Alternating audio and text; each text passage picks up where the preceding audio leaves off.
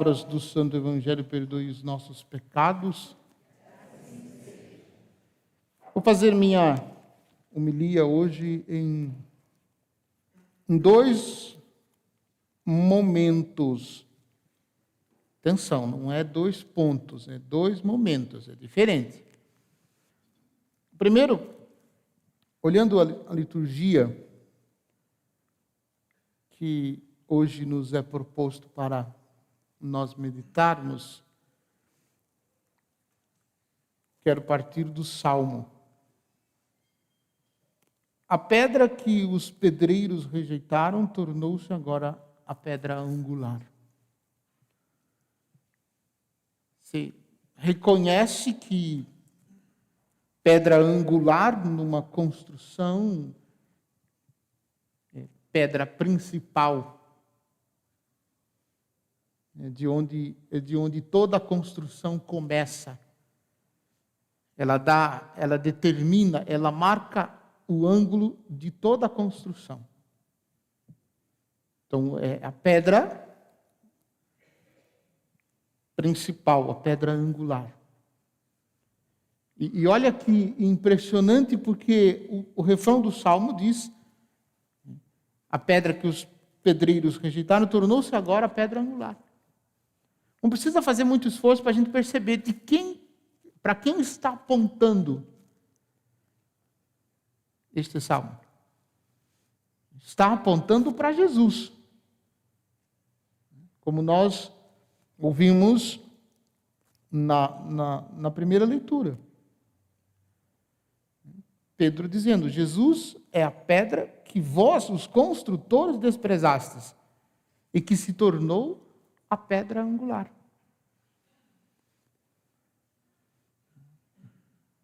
Então, o Salmo nos faz pensar em Jesus. Muito embora o mistério de Jesus, da sua paixão, morte e ressurreição, iria acontecer muito tempo depois de que o Salmo foi composto e cantado. Ia acontecer muito tempo depois. Mas aponta para Jesus. Ele. E aí vem um segundo ponto que eu gostaria de meditar da liturgia da palavra, é justamente o que Pedro está dizendo. Que Jesus, ou que fora de Jesus, em nenhum outro há salvação. Pois não existe debaixo do céu outro nome dado aos homens pela qual possamos ser salvos. E a salvação de Deus revelada, manifestada em Jesus, não é uma realidade estática, no sentido de que uma vez ele realizou e pronto, não tem mais nada, já está salvo e não precisa fazer mais nada. Ela é dinâmica. Dinâmica por parte de Deus, porque Deus é dinâmico. E tudo o que Ele diz, e tudo o que Ele disse, e tudo o que Ele diz, e tudo o que Ele dirá, é atual.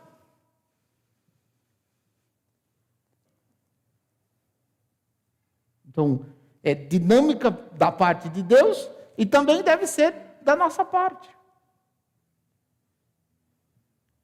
E as nossas atitudes devem se transformar. Então, se nós consideramos que fomos salvos, Jesus salvou, fez a sua obra, entregou-se na cruz e conquistou para nós a salvação. Mas a gente fica tranquilo, não faz mais nada, não cresce na espiritualidade, não cresce no amor a Deus, não cresce na conversão, não cresce no seguimento de Jesus, não cresce no comprometimento apostólico, não cresce na vida de comunidade.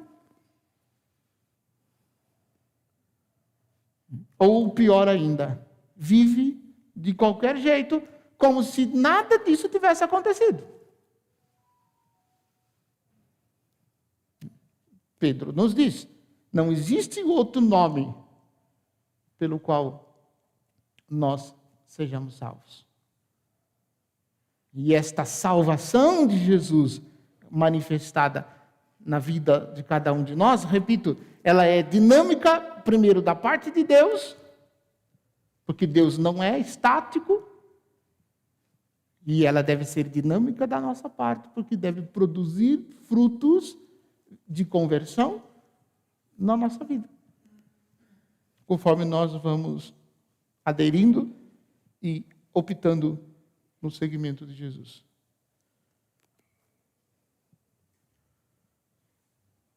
Então, é preciso a gente recordar isso. Depois da primeira carta de João, capítulo 3, 2 versículos que nós ouvimos nesta liturgia.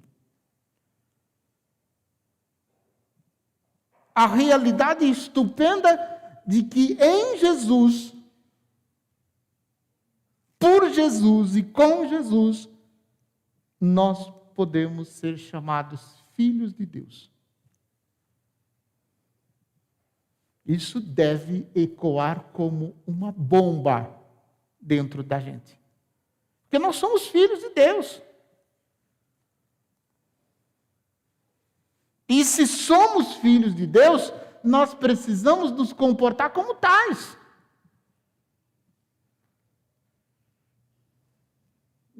Nós precisamos nos comportar como filhos de Deus.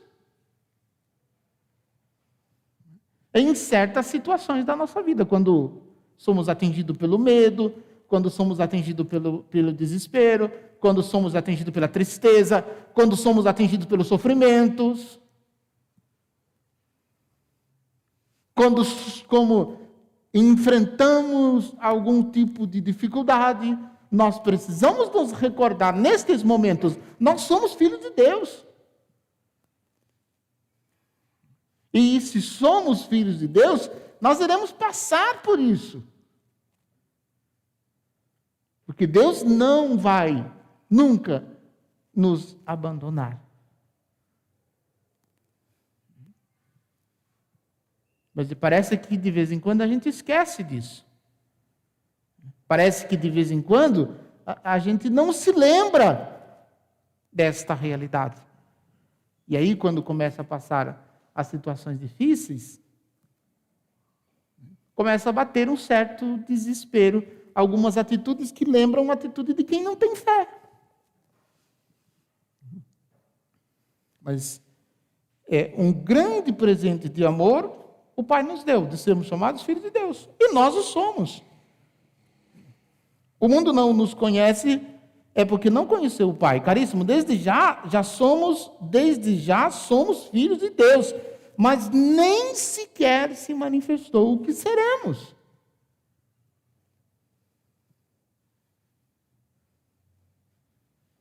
E notem que este seremos, ele está construindo, ele será construído em Jesus. E um dia, na eternidade, nós experimentaremos a plenitude deste ser. Porque nem sequer se manifestou o que nós seremos. Sabemos que quando Jesus se manifestar, seremos semelhantes a Ele, porque o veremos tal como Ele é. Agora, nesse tempo, nesse momento, nós ainda não podemos ver Jesus tal como Ele é. Porque se nós pudéssemos vê-lo, nós não resistiríamos. É tanta beleza, é tanta graça, é tanta glória, que a gente não suportaria.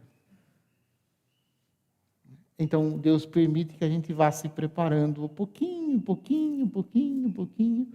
para um dia poder contemplar isso. E nós precisamos nos esforçar para estarmos unidos, inteiramente unidos a Jesus.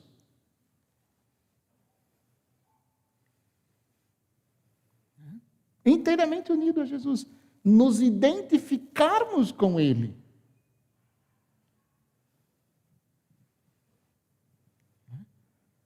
Claro, nós todos sabemos disso. Mas não basta a gente saber. É preciso a gente experimentar.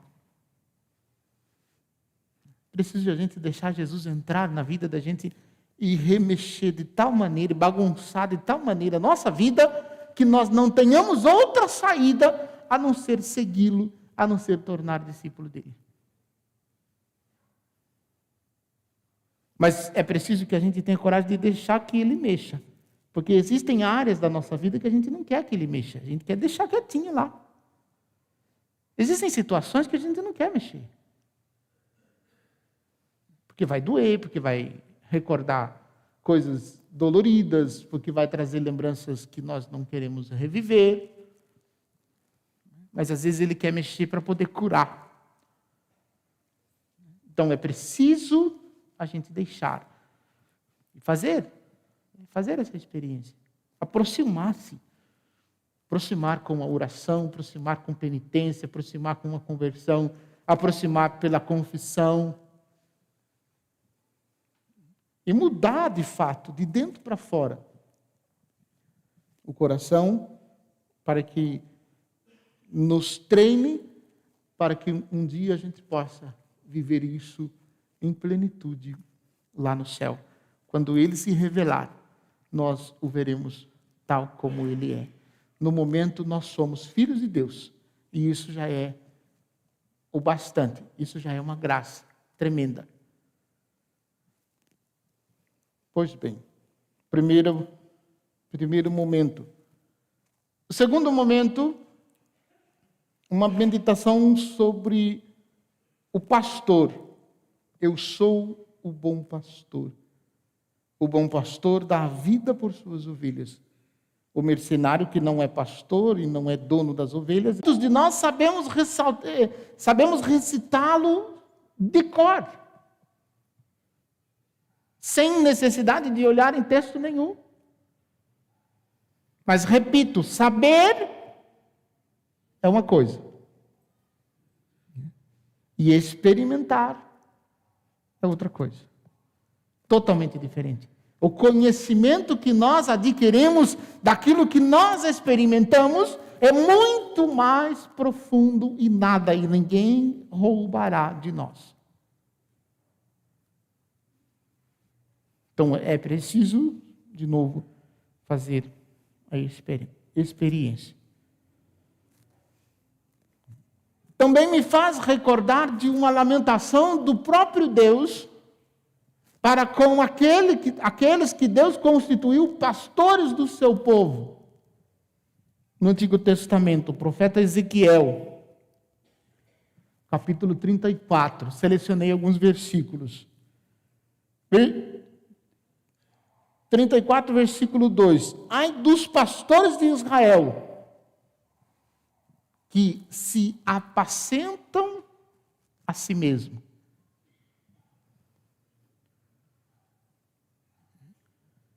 Isso é forte, e mais forte sendo pronunciado pela minha boca. Porque isso também pode estar sendo de Deus uma cobrança para mim. Porque em Jesus, pelo ministério sacerdotal, Deus me constituiu pastor. E pastor não para pastorear-me a mim mesmo, mas para pastorear o rebanho de Deus. Esta parcela do povo de Deus confiada a mim na paróquia Nossa Senhora Aparecida. Um dia eu irei prestar conta de cada um de vocês diante de Deus.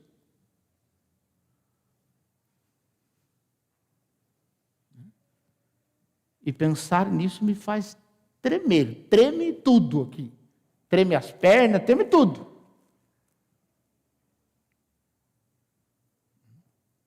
Que Deus o livre e guarde se eu chegar naquela hora da minha prestação de contas e algum daqueles que Deus me confiou, por responsabilidade minha, se perderem.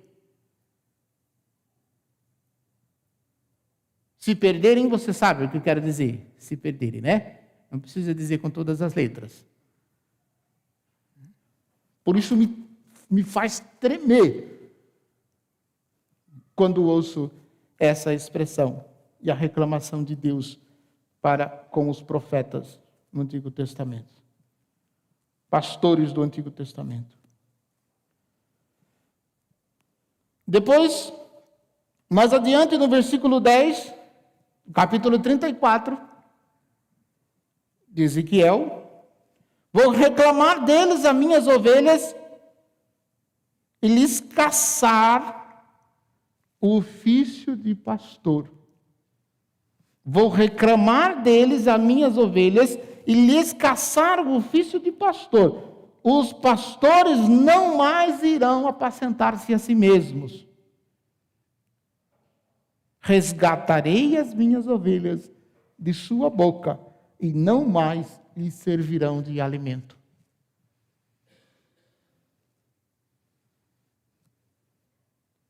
É reclamação dura. Deus falando para os pastores de Israel e Deus falando para os pastores do seu povo.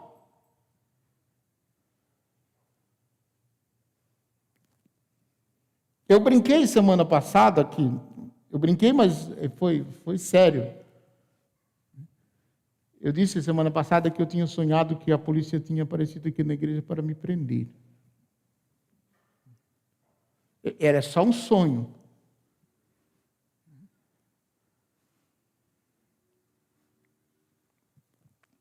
E no sonho, algumas pessoas... apareceu exatamente a quantidade de pessoas, mas eu não vou dizer a quantidade para você não se assustar. Ainda que seja só sonho, pode ser que você se assuste com o número. E no sonho, diz que tinha algumas pessoas que aceitaram ser presas com o padre. Algumas. E outras pessoas, não se sabe o que aconteceu com outras pessoas no sonho. Fiquei pensando sobre isso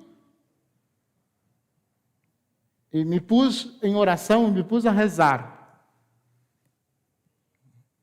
E pedi a Jesus a graça de poder pastorear verdadeiramente o povo que Ele me deu, para que ninguém fosse preso. Não pelas mãos dos homens, mas para que ninguém fosse preso pelas mãos do demônio. Que ser preso pelas mãos dos homens, penso que não seja tão difícil. Pior é ser preso pelas mãos do diabo. Então rezei e tenho rezado para que Jesus não permita que isso aconteça. Para que todos possam se salvar. Depois, no versículo 11, eu mesmo buscarei minhas ovelhas e delas tomarei conta.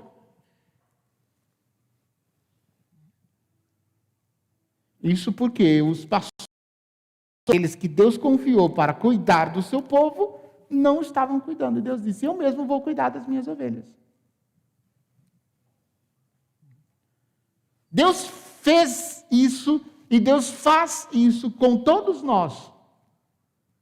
Ele mesmo veio resgatar, Ele mesmo veio cuidar de nós, na pessoa de Jesus, que se deu e que se entregou na cruz, e que se dá e que se entrega no altar da Eucaristia para cuidar de cada um de nós.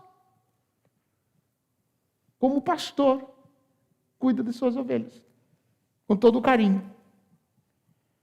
Depois, versículo 16, do capítulo 34. Procurarei a ovelha perdida, reconduzirei a desviada, enfaixarei a quebrada, fortalecerei a doente, vigiarei a ovelha gorda e forte, e vou apacentá-las conforme o direito. Aqui aparece exatamente o ministério sacerdotal, o que o padre deve viver, nesse versículo 16. Procurarei a ovelha perdida, reconduzirei a desviada, enfaixarei a de perna quebrada, fortalecerei a doente e vigiarei a ovelha gorda. Vou apacentá-las conforme o direito. Então, rezo para que eu consiga exercer também essa missão que Deus está descrevendo aqui. E reze você também, para que eu seja para vocês um bom pastor. Porque se for eu um bom pastor para vocês, é certo que vocês se salvarão. E se eu não for para vocês um bom pastor, é certo que eu me perderei. Veja que a frase eu inverti, né? Então eu preciso ser para vocês um bom pastor, porque disso eu irei prestar conta diante de Deus naquele dia. Eu mesmo vou julgar entre a ovelha. Eu mesmo vou julgar entre a ovelha magra e a ovelha gorda. Versículo 20, do capítulo 34. Estabelecerei sobre eles um único pastor, e eles os apacentará, e será o pastor de minhas ovelhas. Então,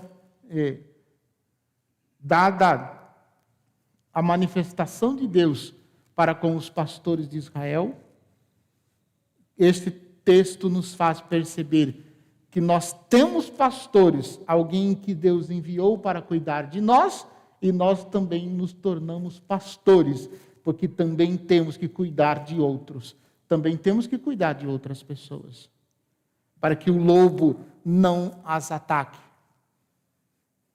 O lobo, quando vê o perigo, ele foge. Melhor dizendo, o mercenário, quando vê o lobo chegar, ele foge e deixa que as ovelhas virem comida do lobo. O pastor não. O pastor coloca o lobo para correr. Não deixa o lobo chegar perto das suas ovelhas. Assim também quero ser eu, afugentar o lobo, para o lobo não chegar perto das ovelhas, que não são minhas, que são do Senhor Jesus, o pastor eterno. O bom pastor, como nós ouvimos no Evangelho.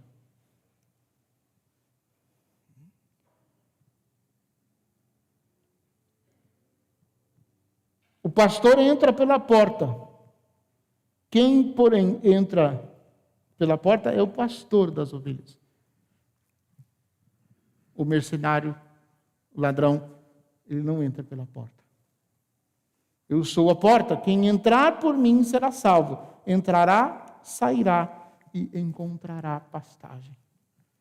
Vejam, a beleza do pastor é que ele cuida com tanto carinho, ele manifesta tanto amor, mas tanto amor para com as suas ovelhas, a ponto de deixar as suas ovelhas livres.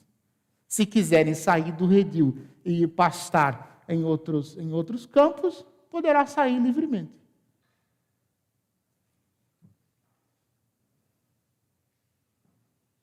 Somente o amor do pastor pelas ovelhas pode deixar as ovelhas livres. Portanto, dizer que somente o amor pode deixar as ovelhas livres significa dizer o contrário também. A ausência do amor coloca as ovelhas sem liberdade, coloca as ovelhas em prisão. O amor, não. É forte o suficiente a ponto de deixar livre. Agora, é preciso usar esta liberdade com responsabilidade. Porque se não usamos com responsabilidade a liberdade que o bom pastor nos deu, nós seremos presa fáceis para o lobo.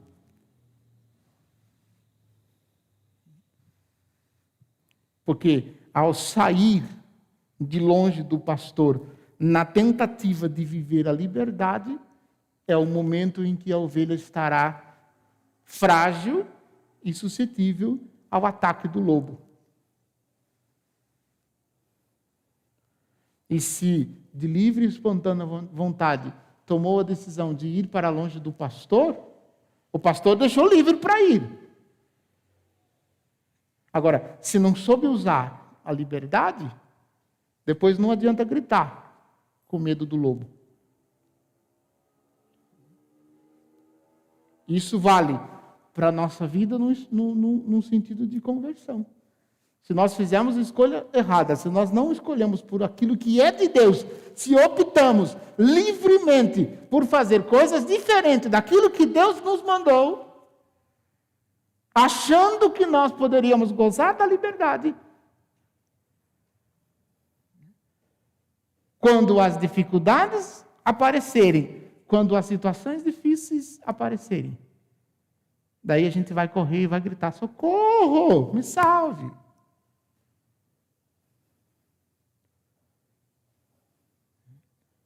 E aí, naquela hora, será que o pastor vai escutar o nosso grito de desespero? Porque fizemos a opção de não viver, fizemos a opção de construir a nossa vida sem Deus, fizemos a opção de viver a nossa vida de qualquer jeito, não nos preocupamos com a nossa vida espiritual, não nos preocupamos com a nossa salvação, fazemos tudo do jeito que queremos e do jeito que o diabo gosta. E aí depois, as coisas não saem do jeito que deveriam sair, não acontece do jeito que pensamos. E aí a gente corre, a gente começa a gritar pedindo socorro do bom pastor. Alguns, o bom pastor vai acolher de volta. E quem sabe dar uma cajadada na cabeça para ver se aprende. Outros, o pastor vai ter que quebrar a perna para não sair de perto.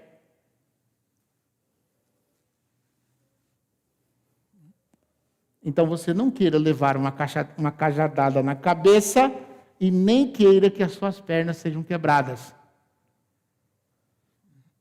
Mas busque verdadeiramente o Senhor Jesus, aproxime-se dele, entregue-se a ele, converta, muda de vida, muda o coração. E escuta o Senhor te dizer que ele é o bom pastor, mas para te salvar e para te levar à eternidade. Não, ele não é nosso pastor para fazermos os nossos caprichos, para satisfazer as nossas vontades. Não, ele é nosso bom pastor para nos levar para o céu.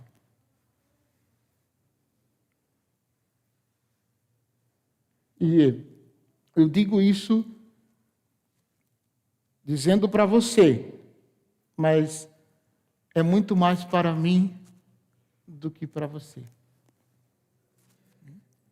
Providencialmente, faço 11 anos de ordenação sacerdotal, dia 25, amanhã. Depois, desde que eu fui ordenado, é o primeiro ano que o dia do bom pastor cai no dia 25 de abril. Depois de 11 anos.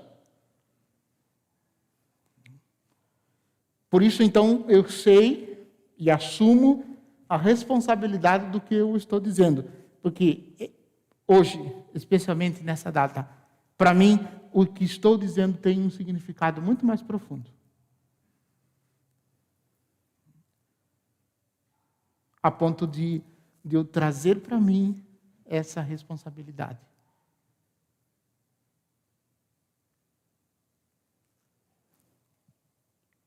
Que Deus me ajude, que Deus me dê fortaleza do pastor, para que mesmo nos meus momentos de fraqueza, mesmo nos meus momentos de dificuldade, eu seja o pastor do rebanho de Deus, o pastor daqueles que Deus me confiou.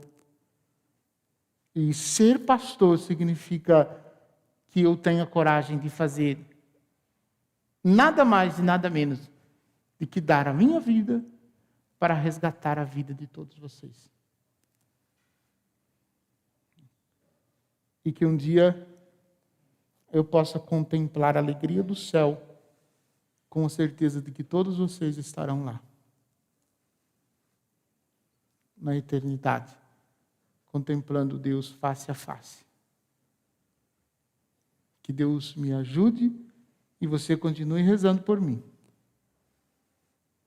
Porque, digo e repito, Eu não sou o padre que vocês querem, não sou o padre que vocês querem, e também não sou o padre que vocês merecem. Não sou o que vocês querem e não sou o que vocês merecem.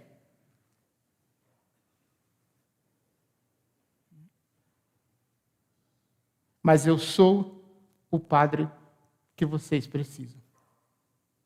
E como padre, sou, também digo sem orgulho nenhum de minha parte, apontando para Deus. Se sou padre, sou pároco de vocês, o sou porque Deus ouviu a oração de vocês. Se sou pároco de vocês, sou porque vocês rezaram. E se vocês rezaram, agora terão que me aguentar. Porque Deus costuma escutar a oração. Deus costuma escutar a oração.